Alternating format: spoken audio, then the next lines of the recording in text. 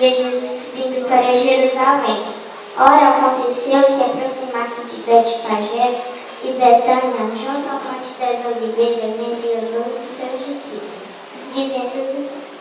dizendo-lhes: Ide à aldeia fronteira, e ali o entrardes, achareis preso jumentinho, e jamais homem montou.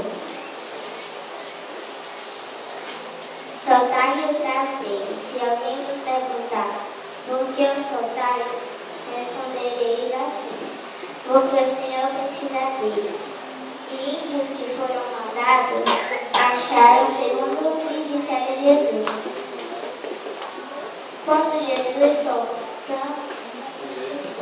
eles soltavam o jumentinho, seus donos lhe disseram: por que o soltai? Responderam: porque o Senhor precisa dele. Então trouxeram e, pondo as suas vestes sobre ele, ajudaram Jesus a montar.